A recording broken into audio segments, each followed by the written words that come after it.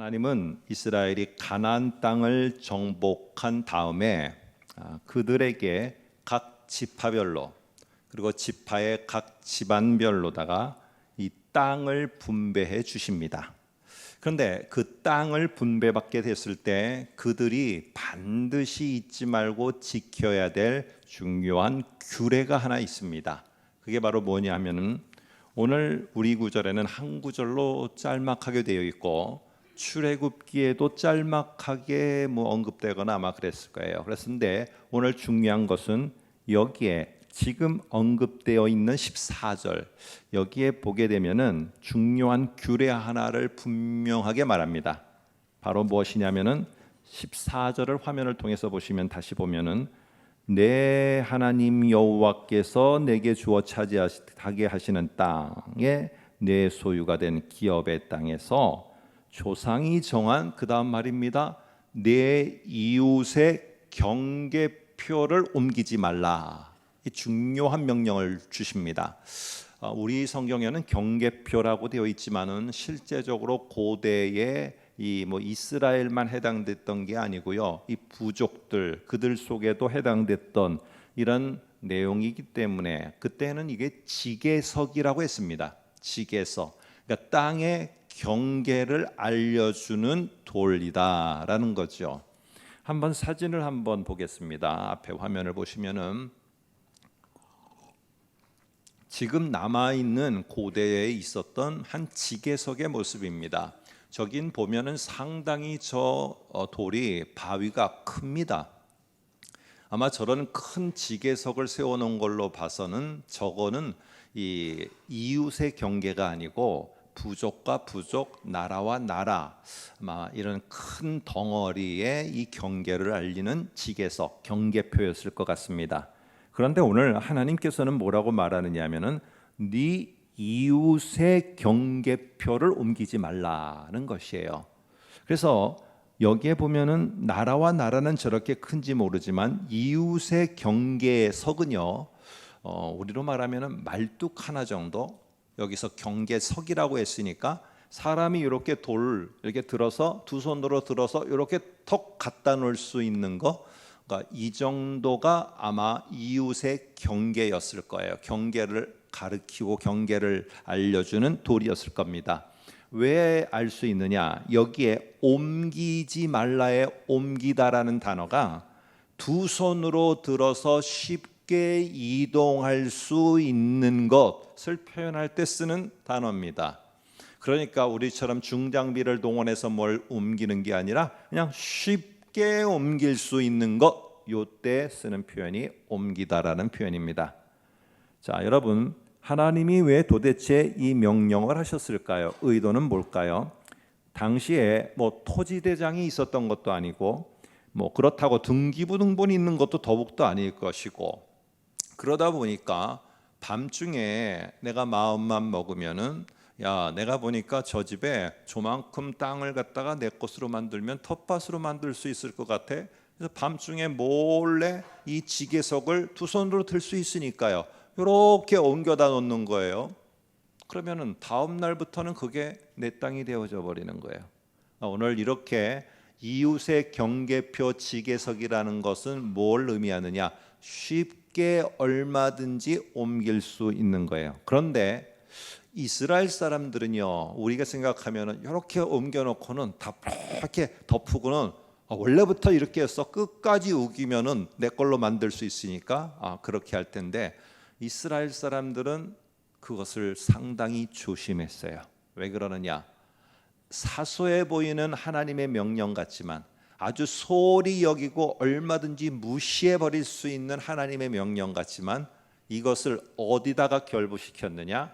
십계명, 그들이 아주 중요하게 생각하는 십계명 가운데 8계명인 도둑질하지 말라, 십계명인 내 이웃의 집을 탐내지 말라, 이거와 아주 사소한 명령인 돌 옮기지 말라는 요거를 이 십계명에 견주어서 중요하게 생각을 했습니다. 한 예를 들어볼까요? 남과 북이 이스라엘이 나눠지게 됐어요. 근데 북쪽에 악한 왕, 하나님 앞에 불신앙을 보이는 아주 악한 왕의 대명사로 불리는 그 사람이 누구냐 하면은 아합이라는 왕입니다. 근데 아합이 보니까 자기 요 건너편에 보니까 자기 경계 밖에 보니까 나봇이라는 사람의 경계 안에 자기가 갖고 싶은 포도원이 있는 거예요. 여러분, 그러면은 아합은요 선한 왕도 아니에요. 그러니까 가서 그냥 내가 군사 몰고 가서 내가 갖고 싶으면은 빼앗아 버리면 되는 거예요. 그런데 뭐라고 하느냐? 그냥 무조건 가서 빼앗지 않아요. 어떻게 하느냐면은 내가 더 좋은 포도원 줄게. 그리고 값도 훨씬 더 높이 쳐줄게. 이러면 손해 볼 거 없잖아요. 포도원도 주겠다 그러고 값도 더 쳐주겠다고 하는데 오늘 이상한 일이 있는 거예요. 아니, 악한 왕이 가서 빼앗아 버리면 됐지. 힘도 있겠다, 군사도 있겠다, 뭐든지 있는데 가서 빼앗아 버리면은 못할 게 없는데 쉽게 그 행동을 못하더라는 거죠. 왜 그러느냐? 경계표를 옮기는 것은 하나님의 중요한 계명, 이것을 어기는 것과 이스라엘 사람들은 동등하게 생각하는 그 마음이 있었어요. 이게 고민이 되는 거예요. 그래서 나봇이 자꾸만 팔으라고 하는데 나봇도 배로다가 더 준다고 하더라도 더 포도원 또 더 좋은 데를 준다고 하더라도 안 된다고 하는 거예요. 그러면서 이유를 대는데 이거를 알받게 하기 위해서가 아니고요. 오늘 열왕기상 21장 3절에 이유를 이렇게 말합니다. 보세요. 내 조상의 유산을 왕에게 주기를, 그다음 말입니다. 여호와께서 금하실지로다, 이렇게 말해요.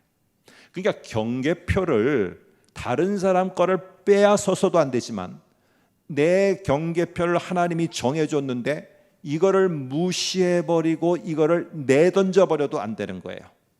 이거는 하나님이 정해진 것이라 내가 지켜야 되는 것이고 저 사람은 빼앗으면 안 되는 거예요. 지켜야 되는 것이고 빼앗으면 안 되는 거예요. 그런데 이 아내 아합이라는 왕의 아내 이세벨은 이방 여자예요. 막 우상들을 이것저것을 다 가지고 이 북이스라엘로 왔어요. 그러다 보니까 자기 남편이 얼마나 함심하겠어요. 아니, 가서 저거 그냥 빼앗아 버리면 되지, 저거 뭘 못하고 있어. 아합은 안 되는 거예요. 근데 이세벨은 상관없는 거예요. 그러니까 결국에 나봇을 갖다가 모함을 꾸며갖고 음모를 꾸며서 죽음에 던져져 그냥 죽여버리기만 합니다. 그리고는 포도원을 빼앗아갖고 경계를 빼앗아서 와서는 자기 왕에게, 자기 남편에게 딱 갖다 주는 거예요. 그러니까 그때서야 아합이 미소를 짓고 그것을 받게 된 겁니다. 여러분, 이거는요, 경계석을 옮기는 것은 이웃의 경계를 허물고 빼앗는 것만 말하는 거 아니에요. 종종 하나님은 내게 정해준 경계를 내가 경시해서도 안 되고 포기해서도 안 되고 불평해서도 안 돼요. 그렇기 때문에 경계표는 그들이 거하는 땅 이외에도 하나님이 특별히 나에게 여기서부터 여기까지 아무개야 네가 한번 담당해 봐라 하고 맡겨준 영역이 있어요. 이 영역을 이렇게 바운더리 쳐주는 거, 이것도 경계표예요. 나에게는 어떤 게 있는지 내 가정이라는 이 경계표를 만들어서 아무개야 이 가정을 네가 잘 한번 이끌고 가봐라 할 게 맡길 수가 있어요. 그래서 이 경계표는 단순히 땅의 문제가 아니라 나의 준 영역이기도 하다는 거. 그래서 오늘 좀 더 뒤에서 생각해 보고요. 경계표를 옮기지 말라라는 이 명령은 생각해 보면은요, 발로다가 툭 걷어차버리고 발로다가 툭 걷어차거나 손으로 휙 밀어버리고 여기서부터 여기까지가 내 거야. 아닌데 거기까지가 우리 내 거였는데 몰라, 나도 아침에 일어나 보니까 이렇게 됐어. 아주 손쉽게 생각할 수 있는 문제입니다. 그러나 이런 손쉬운, 소홀하기 쉬운, 아예 그냥 가볍게 여길 수 있는 하나님의 명령이지만 이 가볍게 여길 수 있는 이 하나님의 명령을 8계명, 10계명과 동일하게 중요하게 여겼던 것, 이게 바로 오늘 이 지계표와 경계표를 옮기지 말라는 하나님의 명령과 이스라엘이 대한 모습입니다. 가나안 땅에 들어가면은요, 그 땅의 사람들의 가치관은요, 더 많은 것을 소유하는 것이에요. 그러다 보니까 한번 20장 1절을 참고로 볼까요? 이렇게 말합니다. 네가 나아가서 적군과 싸우려 할 때 말과 병거와 백성이 너보다, 그 다음 말입니다, 많음을 볼지라도 그들을 두려워하지 말라. 애굽 땅에서 너를 인도하여 내신 내 하나님 여호와께서 너와 함께 하시느니라. 자, 여기서 보면은 가나안 땅의 사람들은 뭐냐면은 많은 거예요. 그러니까 병거, 우리로 말하면 탱크 부대들 많아야 되고요, 말 많아야 되고요, 군사 많아야 돼요. 그래서 많은 것을 가진 사람은 우가 되고요, 많은 것이 없고 적은 사람은 열이 되는 거예요. 그러니까 많은 것을 가지려고 하겠죠. 뭐든지 노예도 많고 물질도 많고, 그러니까 이게 그 사람들의 가치관이에요. 그러다 보니까 신을 만들어서, 자기들이 신을 만들어 바알 신이니 아세라 신, 이런 신을 만들어서 숭배하는데, 숭배하는 목적이 다 뭐냐 하면은 죄다가 많이 얻는 거예요. 다산, 풍요, 이런 게 목적인 거예요. 그러니까 그들의 종교관 자체도 많은 거를 얻고 많은 거를 누리고 이러는 게 가나안의 그들의 가치관과 삶의 모습이에요. 그런데 하나님은 이스라엘 백성은 들여보낸 다음에 뭐라고 말하느냐? 너희는 구별됐다는 거예요. 너희들은 그렇지 않다는 거예요. 뭐가 구별된 것이냐? 오늘 이 하나님의 백성은 작게 보이는, 소홀하게 보이는 하나님의 말씀과 명령에도 너희는 그거를 순종하는 게 그들과 다른 것이다. 저들은 많은 거 하지만은 너는 그렇지 않다.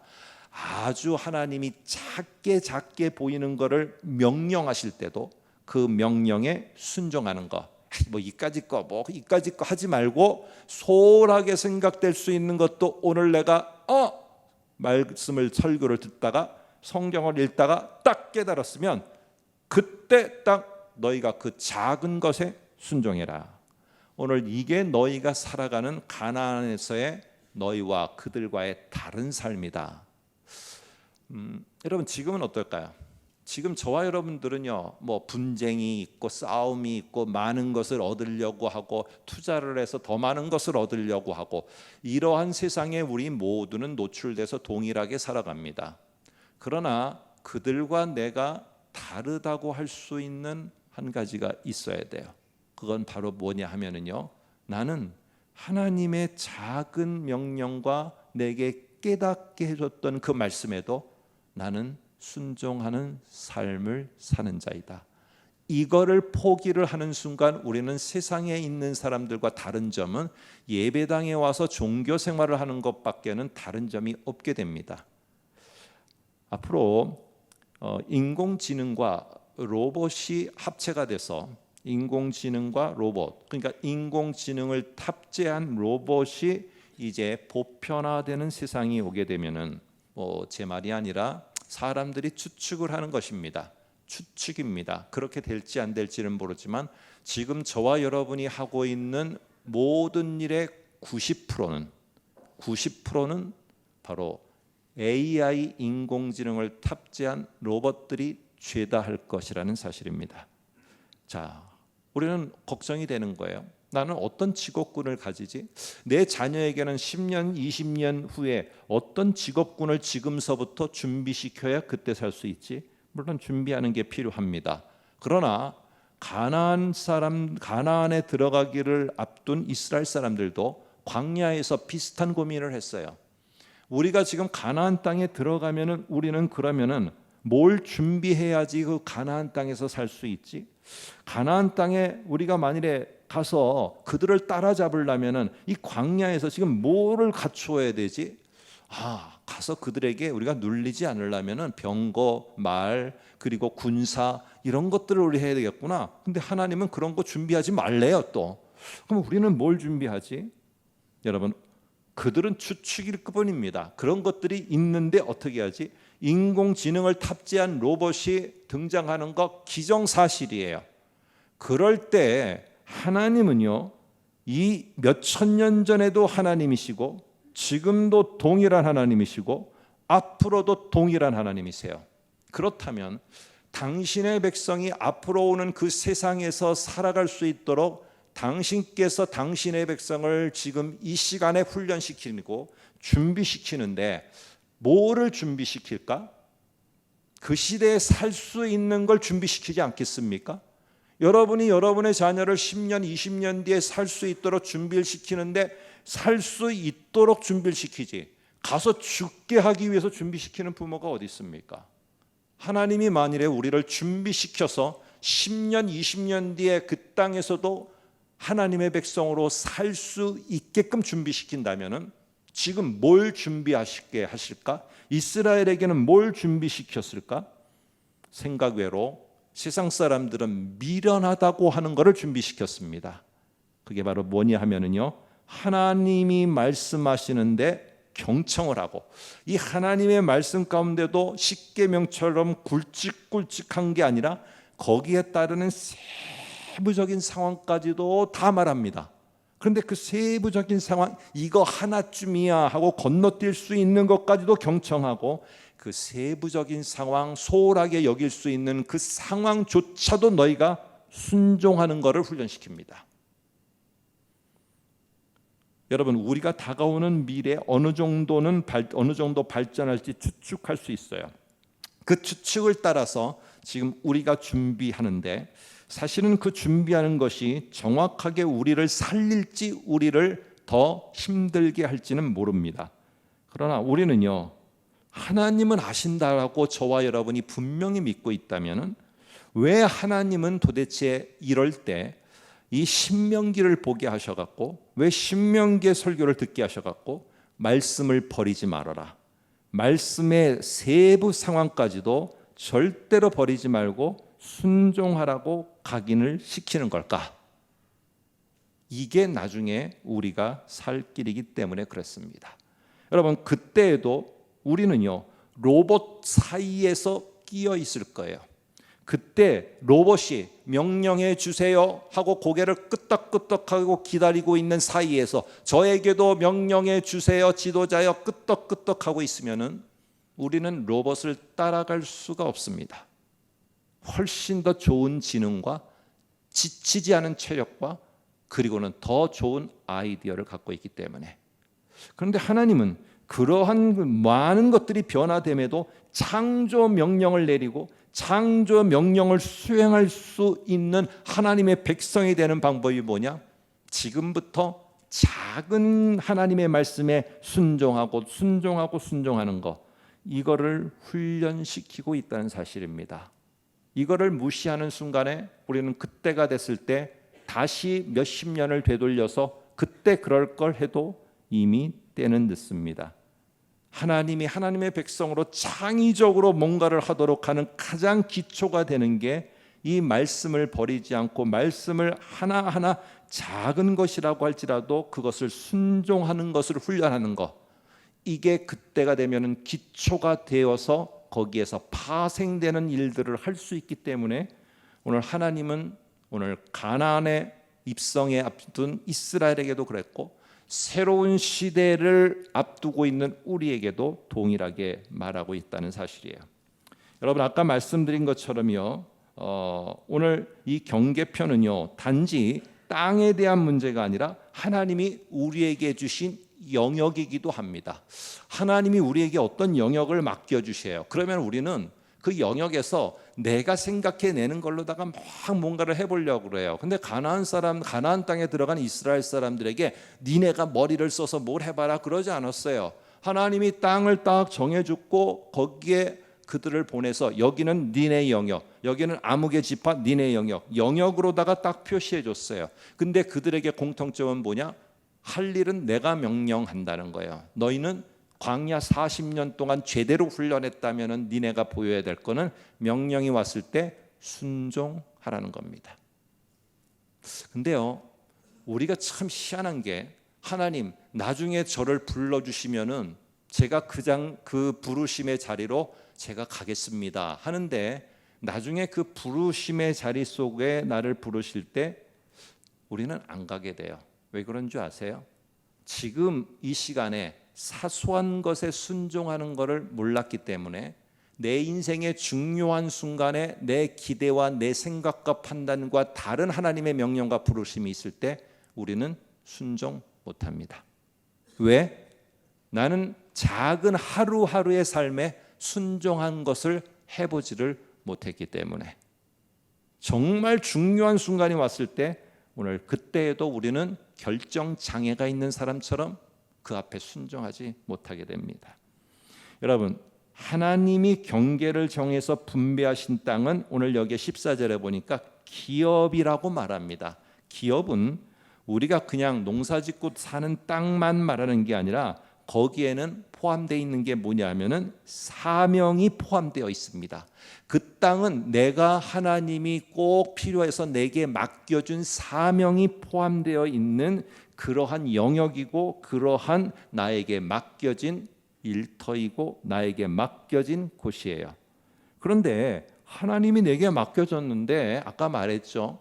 내게 맡겨진 경계를 갖다가 내 마음대로 막 포기해버리고 막 내던져버리고 이렇게 할 수 없어요. 이스라엘은요. 그 경계를 잘 지키고 있어야 돼요. 그 경계를 확 넘어가서도 안 되고 다른 사람 거를 내 거로 만들어서도 안 돼요.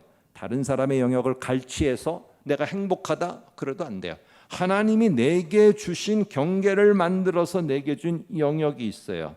영역을 내가 잘 지켜가는 거, 여러분 이게 하나님께 순종을 통해서 이루어진다는 겁니다.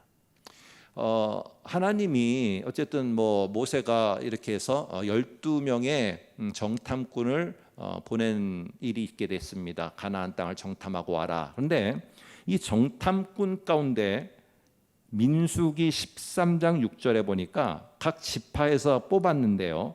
유다 지파에서는 누가 뽑혔느냐 하면은 여분네의 아들 갈렙이 뽑혔습니다. 유다 지파에게는 나중에 결국에 부여된 경계, 영역, 땅이 어디였느냐 하면은 산지로다가 정해졌어요. 이 산지는 나중에까지 끝까지 점령되지 않은 정말 힘든 지역이었어요. 거기에는 엄청난 장수들이 가나안의 족속이 기다리고 있었고 거기는 농사도 제대로 할 수가 없어요. 산지예요. 꼴짝이에요. 이런 것 때문에 모든 사람이 사실은 일반적인 관점에서는 거부하는 거예요. 그런데 이렇게 갈렙에게 주기로 결정이 됐어요. 그럴 때 오늘 갈렙이 뭐라고 말하느냐? 14장 여호수아 14장 12절 저와 여러분 잘 아는 말입니다. 이렇게 말합니다. 그날에 여호와께서 말씀하신, 이 말은 뭐냐? 너에게는 이 산지다라고 말씀하신 그 산지를 지금 내게 주소서. 여러분 이거는요 막 도전, 못 해본 모험심을 갖고 이렇게 보시면은 안 돼요. 오늘 하나님이 주셨는데 나는 하나님이 내게 주신 영역과 경계표 옮길 마음 없다는 것이에요. 한번 생각해 보세요. 1세대 가운데서 유일하게 하나님의 징벌 가운데서 살아남은 두 사람이 여호수아와 갈렙이에요. 그 사람들이 차지하고 있는 이스라엘 민족 가운데 위치나 영향력이 얼마나 크겠습니까? 그러면 얼마든지 갈렙이 그렇게 말할 수 있지 않겠어요? 나에게 내가 이만한 영향력을 끼치고 있는데 나에게 주어진 영역, 나에게 분배된 곳이 왜 하필이면 산지야? 평야에서 나도 좀 쉴 수 있고 뭐도 할 수 있고 그럴 텐데 왜 하필이면 산지야? 얼마든지 그럴 수 있어요. 하나님께 하나님 저 바꿔주세요. 저 이 영역 말고요. 저는요 여기에 제가 영역인 줄 알고 왔는데 이거는 아닌 것 같아요. 저하고는 맞지가 않아요. 도대체 제 성격하고는 맞지 않아서 일 못하겠어요. 여기 진짜 제 성격하고는 맞지 않아서 여기 못 다니겠어요. 여러분 얼마든지 그럴 수 있어요. 그리고 갈렙은 얼마든지 그걸 주장할 수 있는 위치도 됐어요. 그런데 오늘 그런 갈렙이 오늘 하나님께 말하는 건 뭐냐? 내 영역 바꿔달라. 내 경계 바꿔달라. 나 영역 여기 싫다. 야 우리 가족 다 다른 데로 가자. 누가 내 길을 막을 거야? 그러지 않았습니다. 하나님 말씀하신 그대로 이 산지 내게 주소서. 내가 지금 80이지만 내가 그 40대처럼 내가 열심을 내서 이 산지에서 저에게 준 역할을 하겠습니다. 여러분, 이걸 달라고 하는 그 모습 속에 여호수아가 이 여호수아 14장 13절에 이렇게 말합니다. 여호수아가 여분네의 아들 갈렙을 위하여 축복하였다. 너무 고맙다래. 이 산지를 얼마든지 바꿔달라고 할 수 있는데 그 산지를 달라고 해서 거기에서 몸부림치면서 내게 왜 하필이면 이런 데로 저를 보냈어요? 왜 여기에요? 아니 왜 이들하고 싸워야 돼요? 내가 왜 가나안 족속 저 힘든 사람들, 제일 힘든 사람들 상대해야 돼요? 왜 그러는 거예요 도대체? 이러지 않고요, 그 산지에서 갈렙은 해나갔습니다. 그런데 오늘 여호수아가 축복한 대로 세월이 지나서 어떻게 됐느냐? 자, 한번 갈렙은 무슨 지파예요? 유다 지파.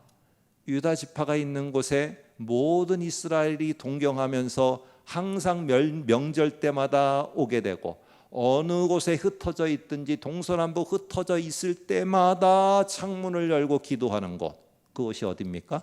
예루살렘, 예루살렘에 있는 성전이에요. 예루살렘과 예루살렘 성전이 어디냐?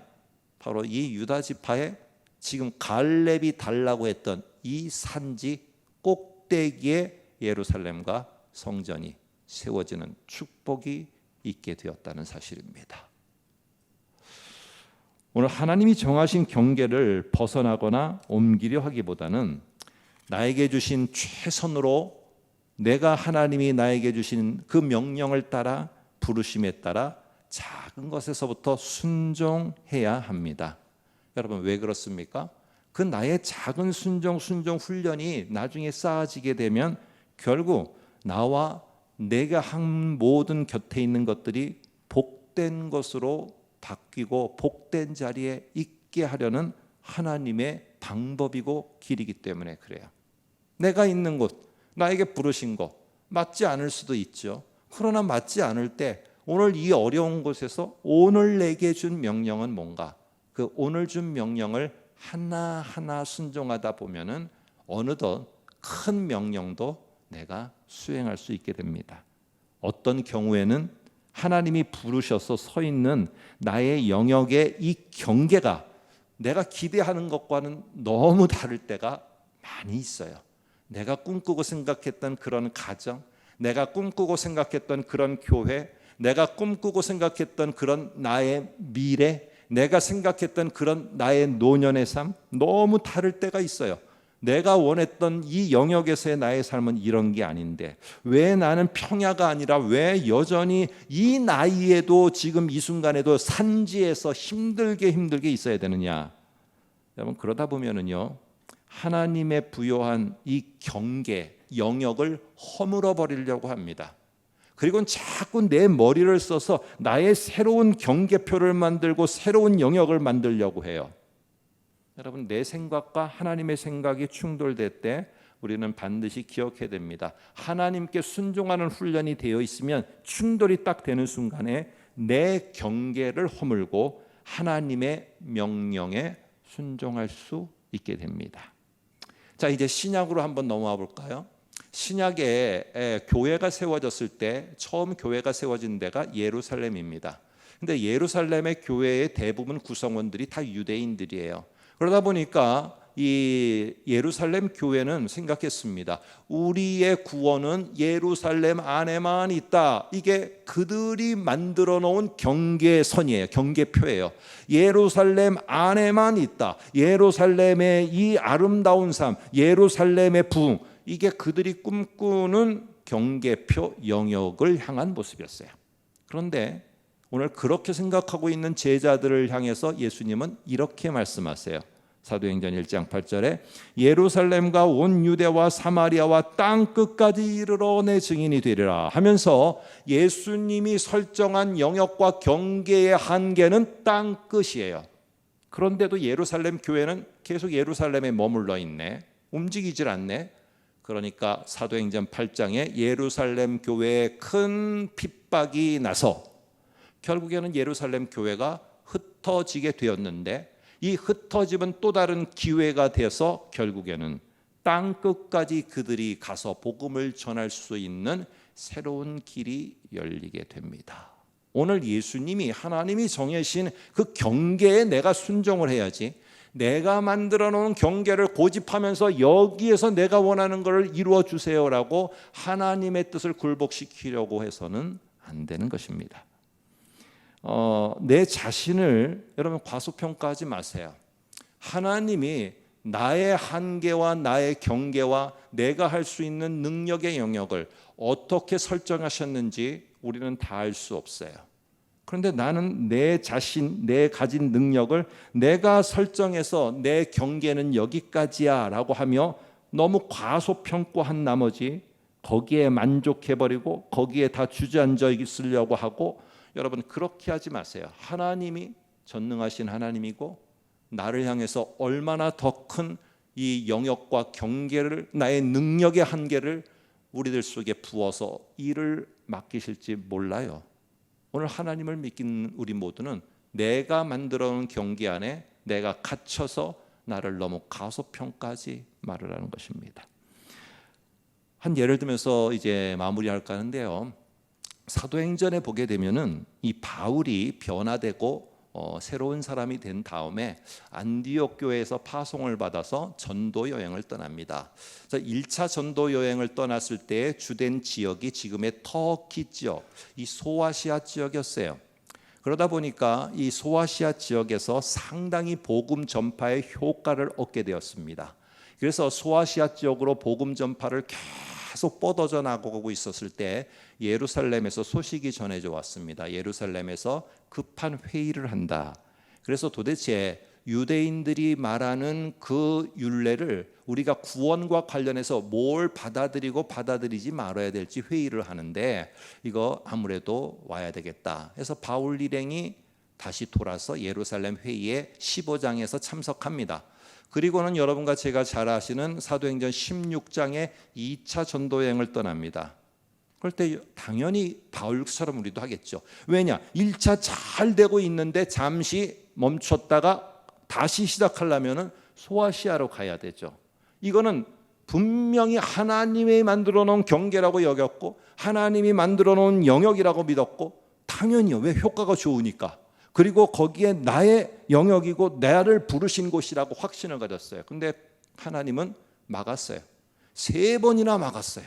그리고는 마게도니아, 지금으로 말하면 유럽에서 사람들이 너를 부르는, 그 바울을 부르는 환상을 보게 하고 이 바울은 갈등을 하게 됩니다. 내 생각과 내가 만들어 놓은 영역 소아시아냐 아니면은 마게도니아냐. 결국에 이 바울은 자기의 생각과 경계를 내려놨어요. 하나님의 부르심 앞에 찾아갔어요. 그래서 찾아간 곳이 빌립보입니다.